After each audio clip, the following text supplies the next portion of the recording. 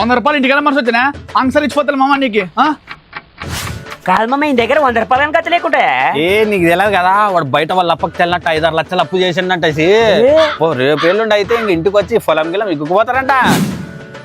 కాదు మామ ఈడు ఇల్లు రిమ్మ కొద్ది కట్టించాడు. వాడేం కష్టపడి కట్టించానా, ఎంతమంది కొంపలు ముంచి కట్టానో. వాళ్ళ తాతల ముత్తాతలు ఆస్తుంది అమ్ముకుంటూ వచ్చి కట్టాడు. మమ్మ వాడు చూడు మమ్మ బిడ్డ బర్త్డే కల్లా యాటను కోపించాడు. ఆ చుట్టాలని మిల్లంపించి గ్రాండ్ చేస్తున్నాడు ఫంక్షన్. వాడు ఎచ్చులకు యాపాకులు తినే కొడుకు, అవసరం అంత పెద్ద చేసేది. వాడు తిండికి గతి లేకుండా బిల్డప్ లకు పోతాడు. నన్ను చేయాలనుకుంటే మా ఇంట్లో ఫంక్షన్లు చేయనా 50 ఆటలు కానీ కోస్తా. ఇది పెద్ద మురిగినా కొడుకు మామ, ఈయనకి బట్టలని గతి లేకుంటాయా. వాడు చూడు మమ్మ సోకు సద్దాలు తింటది.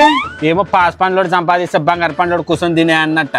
వాళ్ళ అప్పమ్మలు కూలీలో పోతారు. అవ్వ చిందులతో అద్దాలు ప్యాంట్లు ఆ బూట్లు అవసరమా? మా పిల్లలు తొడగరా మా వద్ద డబ్బు లేకనా. మామ ఇడు కొత్త థియేటర్ తెచ్చా, పల్సర్ బండి తెచ్చా, రిమ్మ కారు చూడు మామ ఇడు. నీ పనికిరాని కూడా వాళ్ళకి ధనం దొరికిందంటే వాళ్ళ చేనులో 2 లంక బింతలు దొరికేవనంట. లేకుంటే ఆడి వానాయలకు దుడ్లు. వాడు వాళ్ళ అప్ప వాళ్ళ తాతలు మా ఇండ్ల కాడికి అప్పులకు వస్తుండ్రి. కాచినా ఓ 10,000 ఉంటేసినా నేను ఎవరిని పడితే వాళ్ళని అడగనిసిన అంత సేదు నా కొడుకులు. కడుపులో ఒకటి పెట్టుకొని బయట ఒకటి మాట్లాడతారు. నువ్వు ఒక్కనివే క్షణం మంచోనివి.